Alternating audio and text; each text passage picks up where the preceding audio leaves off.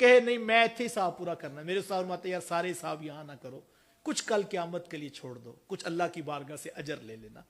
تو مجھے اور آپ کو یہ تاکید کی گئی کہ تم نے سلو کرنی. دیکھو واصف علی واصف مجھے یاد آئے, واصف صاحب نے بڑی خوبصورت بات کہی. واصف صاحب فرماتے ہیں جھگڑا کسی صورت جچتا ہی نہیں. سادہ سی بات ہے, اگر آپ کسی کے ساتھ چلے 2 4 6 ماہ دوستی کی, کاروبار کیا, معاملات کیے, تو آپ کو پتا لگا کہ یار یہ بندہ ٹھیک نہیں ہے, میری سمجھ میں نہیں آتا. ہمارے پنجابی میں کہتے ہیں میری وانڈے چ نہیں آتا. ہوتا ہے نا, ہم چلتے ہیں تو ہمیں پتہ لگ جاتا ہے کہ یار مجھے سمجھ نہیں آتا. ویسے میں ایک اور بات بھی کہوں گا, سارے بندے ہمیں سمجھ بھی نہیں آنے, یعنی یہ وانڈ لگا لینی چاہیے. دنیا میں رہنا ہے تو ہمیں سارے لوگ سمجھ, مزاج مختلف ہوتے ہیں, اور یہ بھی نہیں ہوتا کہ سارے بندے غلط ہی ہوتے ہیں. ہمارا مزاج بھی تو ایسا ہو سکتا ہے, وہ کمبائن کیمسٹری میچ نہیں کرتی. تو واصف صاحب فرماتے ہیں کہ جب 2 4 6 ماہ تم چلے, تمہیں سمجھ آیا کہ بندہ میری سمجھ میں نہیں آتا, لہٰذا اس سے تعلق نہیں رکھنا. تو واصف صاحب فرماتے ہیں جب تعلق نہیں رکھنا تو پھر جھگڑا کس بات کا ہو گیا. تعلق ہی نہیں رکھنا, طے پا گیا تعلق نہیں رکھنا, تو پھر جھگڑا کس بات کا. اور دوسری بات اس سے بھی خوبصورت فرماتے ہیں اگر تعلق ہی رکھنا ہے تو پھر جھگڑا کس بات کا. دونوں صورتوں میں جھگڑا دیکھو ہوتا ہے نا. کچھ لوگ نہیں چھوڑے جا سکتے, کچھ لوگ نہیں چھوڑے جا سکتے. آپ عام جملہ سنتے کہتے پرا نہیں چھڑے جاندے, تو یار پتہ ہے نا بھائی نہیں چھوڑے جا سکتے, یہ نبھانا ہی ہے. تو پھر جھگڑا کس بات کا. پھر جو ہے وہ عدالتوں, کچہریوں, کورٹ تک کیوں پہنچنا ہے, جب پتہ ہے یہ میری ماں کا بیٹا ہے, یہ میری ماں جایا ہے, اور یہ میرا بھائی لگتا ہے, اور مجھے اس کے ساتھ ہی رہنا ہے اور اس کے ساتھ نبھانا ہے. اور میں کہتا ہوں یقین جانو, واصف صاحب کا ایک اور جملہ بھی ہے. واصف صاحب فرماتے جس شخص کا جنازہ نہیں چھوڑ سکتے اس سے زندگی میں جھگڑا نہ کرنا, کیونکہ کل جو جا کے جنازے میں کھڑا ہونا ہے, کل جو وہ کفن میں منہ لپیٹ کے منو مٹی کے نیچے جانے کی تیاری کر بیٹھا, اور ہم وقت نکال کے کپڑے بدل کے پاک ہو کر وضو کر کے آ کے مسلمانوں کی جماعت میں کھڑے ہو گئے. میں کہتا ہوں یار کاش ہم جنازے کا مطلب اور مفہوم ہی سمجھ لیں. جنازہ کیا ہے؟ جنازہ در حقیقت ہم اپنا وقت نکالتے ہیں, پاک کپڑے, پاک جگہ کا انتخاب, وضو کر کے مسلمانوں کی جماعت میں کھڑے ہو کر اللہ کی بارگاہ میں عرض کرتے ہیں اے اللہ ہمارے اس بھائی کو تو معاف کر دے. یہ جنازہ ہے. اے اللہ ہمارے اس بھائی کو تو معاف کر دے. کس بھائی کو؟ جس کو ساری زندگی ہم نے معاف نہیں کیا. تو مجھے بتائیے پھر اس جنازے کی کیا اہمیت کہ ساری زندگی ہم نے معاف نہیں کیا, آج جنازے میں کھڑے ہو کر عرض کر رہے ہیں اے اللہ اس کو معاف کر دے. تو جب ہم نے معاف ہی نہیں کیا تو ہم کس منہ سے اس کی رحمتوں کو کہیں تو اس کو معاف کر دے. اس کی رحمتیں پوچھیں گی نا ساری زندگی میرے بندے کو تو نے ستایا اور آج ہمیں بتانے آیا کہ اس کو معاف کر دے. تو مجھے اور آپ کو جھگڑے سے بچنا ہے, سلو کر لینا, معاف کر دینا. یہ بڑی کرم نوازیاں ہیں اگر کسی کو نصیب ہو جائے. میری تیسری اور آخری بات, ماں باپ فوت ہو جائے, جو نیکی دنیا میں وہ کرتے تھے اس کا تسلسل نہیں ٹوٹنا چاہیے. کسی غریب کی مدد, کسی یتیم کی فیس, کسی بیوہ کے گھر میں راشن, کسی مسجد, مدرسہ یا ہاسپٹل میں فنڈ بیچتے تھے, تو یہ نہیں کہ اگلے دن وہ آئیں تو آپ کے وہ تو آج ہی سب کرتے تھے, کل سے آپ نہ آئیے گا. ایسے نہیں ہونا چاہیے. نیکی نسل در نسل آگے چلتی رہنی چاہیے. نیکی میں بڑی طاقت ہے, یقین جانیے نیکی 7 نسلوں کو بھی پار لگا سکتی ہے. آقا کریم علیہ السلام نے فرمایا اگر تم راہ خدا میں ایک خشک کھجور صدقہ کر سکتے ہو, تمہارے پاس تازہ کھجور نہیں ہے, ایک کھجور ہے اور وہ بھی خشک ہو چکی ہے, فرمایا اگر تم اتنا صدقہ بھی کر دو اس کی رحمتوں سے بعید نہیں, اس کھجور کا صدقہ وہ تمہیں بھڑکتے ہوئے جہنم کے شعلوں سے آزاد کر دے گا. اتنا صدقہ بھی اگر قبول ہوگا.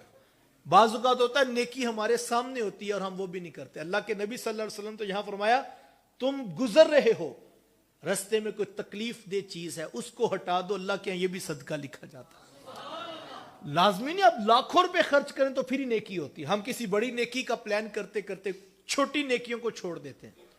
وہ ہمارے یہاں تو تاجر کہتے ہیں کہ بڑا تاجر وہ ہے جو چھوٹا نفع بھی نہیں چھوڑتا. بڑا تو آنا ہی آنا ہے, جو بڑے پہ نظر رکھتا ہے اور روزانہ گاہکوں کو ریجیکٹ کرتا رہتا ہے تو اس کی اپنی ویلیو ہی ختم ہو جاتی ہے. بڑے گاہک کا فائدہ تو بڑا ہوتا ہے لیکن جو چھوٹے چھوٹے گھاک ہیں ان کو بھی آپ نہیں چھوڑتے. اللہ توفیق دے بڑی نیکی بھی ہم کریں, لیکن کبھی نیکی کو چھوٹا نہ سمجھ. یار اللہ کے نام پہ کیا ہوا عمل چھوٹا کیسے ہو سکتا ہے؟ اور غریب صحابہ نے تو حضور سے یہ مسئلہ بھی حل کروا لیا.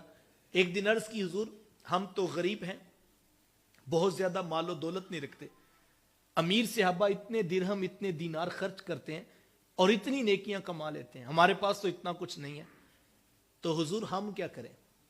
تو حضور فرمایا کہ تم اتنے غریب تو نہیں ہو کہ تمہارے لبوں پہ مسکراہٹ بھی نہیں آ سکتی. فرمایا اپنے مومن بھائی کو مسکرا کے دیکھ لیا کرو, اللہ کے ہاں یہ بھی صدقہ لکھا جاتا.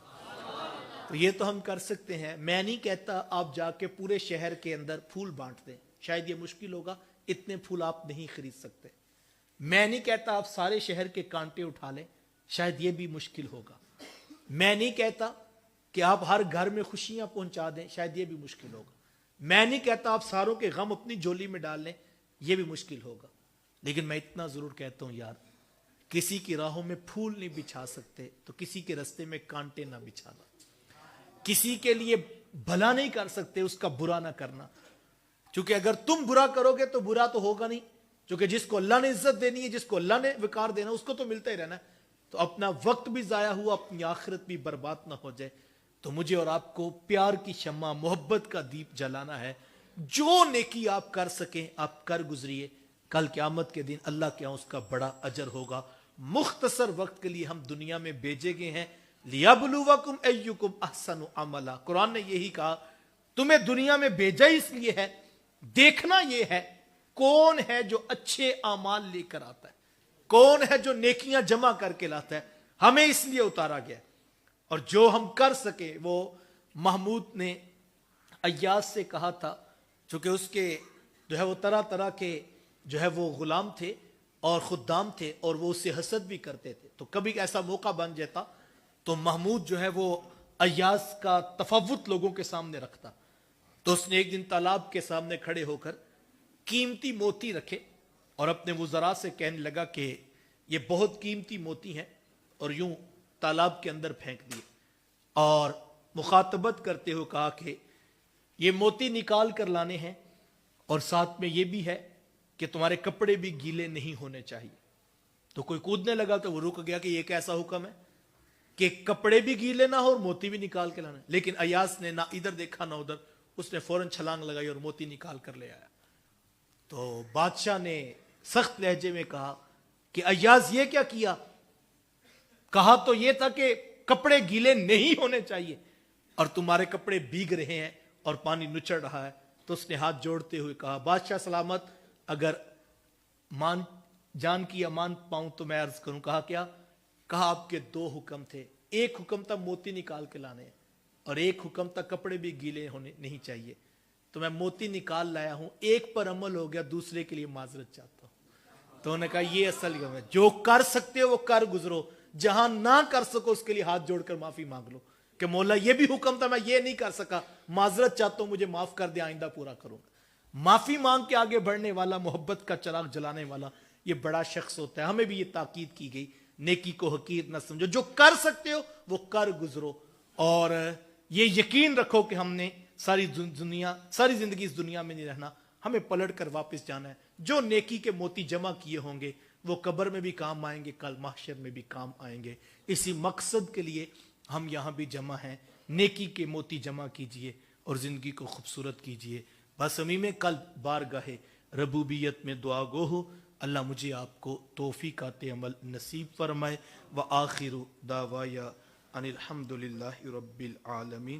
میں آپ احباب کے پاس مزید ٹھہرتا, لیکن مجھے ابھی ایک اور نشست میں پہنچنا ہے اور دوست منتظر ہیں اور وقت میں کافی بیت گیا. آپ احباب اسی نظم و ضبط اور اس نے ترتیب کے ساتھ تشریف فرما رہے ہیں. قبلہ مفتی صاحب مزید آپ کو ہدایات جاری فرمائیں گے. اللہ ہم سب کا بیٹھنا اپنی بارگاہ میں قبول فرمائے.